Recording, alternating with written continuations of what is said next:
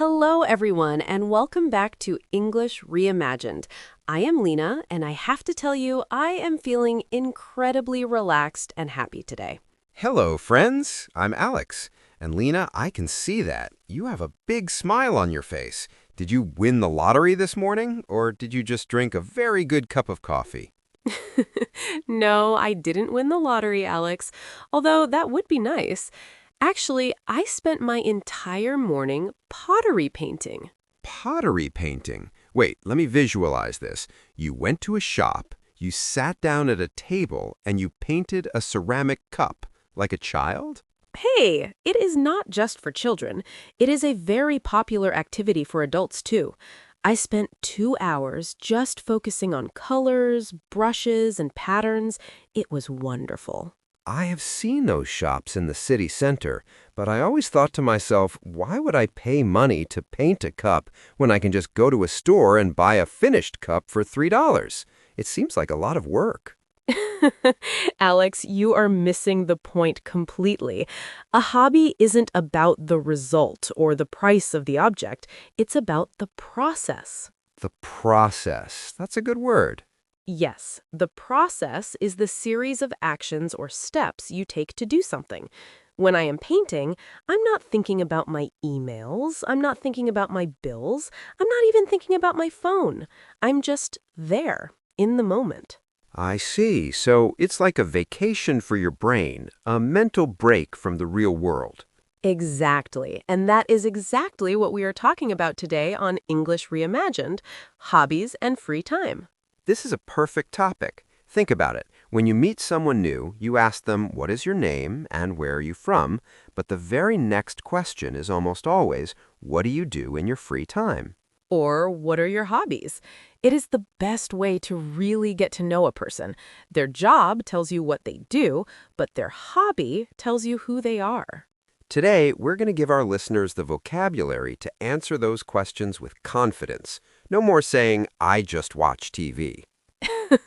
We are going to find out if you actually have a hobby, Alex, or if you are just a professional couch potato. Hey, I have hobbies, I think. Maybe. We shall see.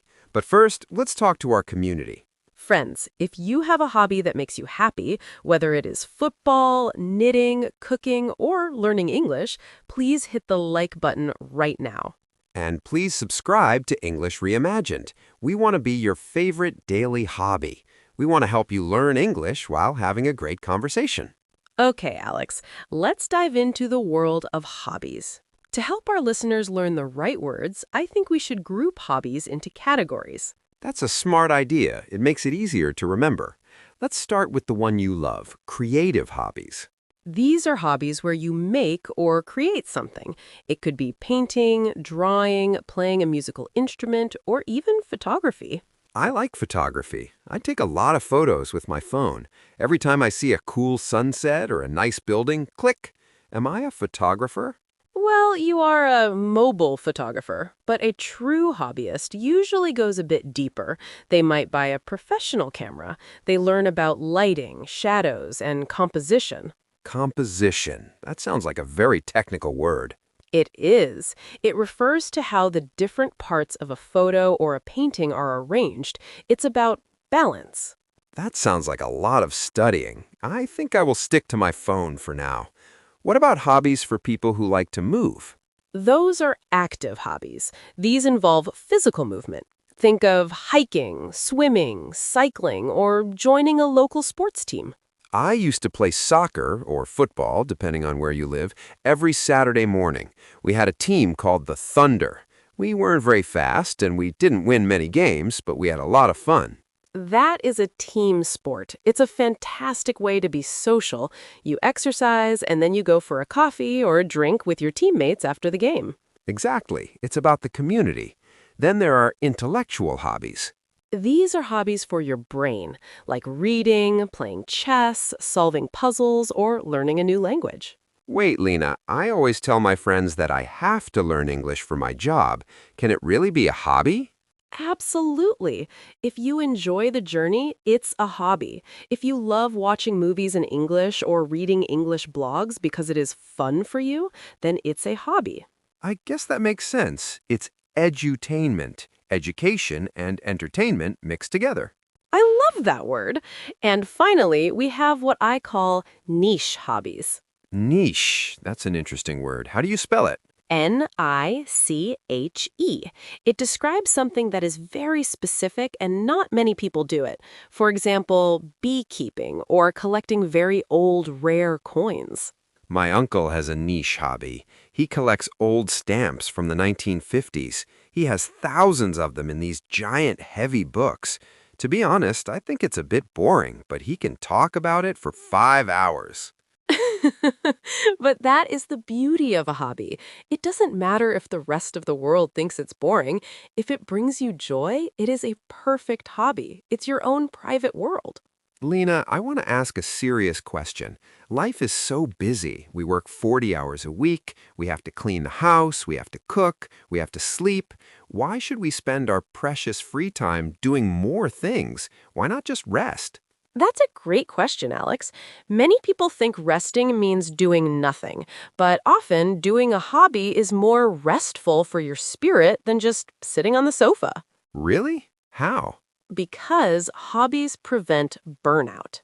Burnout. We hear that word a lot lately. Yes, burnout is when you are so stressed and exhausted from work that you feel like a battery with 0% power.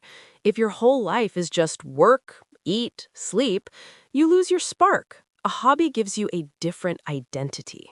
An identity. Like, I am not just an office worker, I'm a guitar player. Precisely. It makes you a more well-rounded person. Well-rounded. I like that. It means you have many different interests. You're not just a one-dimensional person. Right. When you are well-rounded, you have more things to talk about at parties.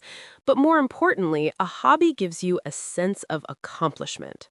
I know that feeling. Last month, I finally learned how to play a very difficult song on the guitar. It took me 3 weeks of practice, and when I finally played it perfectly, I felt like a rock star. I was so proud of myself. That feeling is a dopamine hit. Dopamine, that's the happy chemical in the brain, right? Yes, your brain rewards you for learning a new skill. It's a natural high. And let's not forget stress relief. Definitely. When I'm playing music, I don't think about my boss. I don't think about the traffic. I'm in a different world. We call that the state of flow. Flow, like water in a river? Sort of. It is a psychological term. It means you are so focused on what you are doing that you forget about time. You forget about your phone. You are just flowing with the activity. I get that when I'm cooking a big Sunday dinner. I'm chopping, I'm stirring, I'm tasting. Suddenly 3 hours have passed and I didn't even notice. That is exactly what I mean. Cooking is a fantastic hobby because it is creative, it is active, and you get to eat the result. It is the best of all worlds. Lena, have you noticed that everyone is trying to turn their hobby into a business lately? Oh, yes. The world is obsessed with the side hustle. A side hustle. This is a very popular phrase in modern English. It means a small business you run in your free time alongside your main job. Like someone who loves baking bread and starts selling it to their neighbors on Saturdays. Or someone who loves graphic design and starts making logos for people online. Do you think this is a good idea, or does it ruin the hobby? It's a double-edged sword, Alex. A double-edged sword. Something that has both a good side and a bad side. Exactly. The good side is that you get to make money doing something you love. You might even be able to quit your boring job one day. That is the dream. Do what you love and you will never work a day in your life. That is a beautiful quote. But there is a bad side. When a hobby becomes a job, the flow often disappears.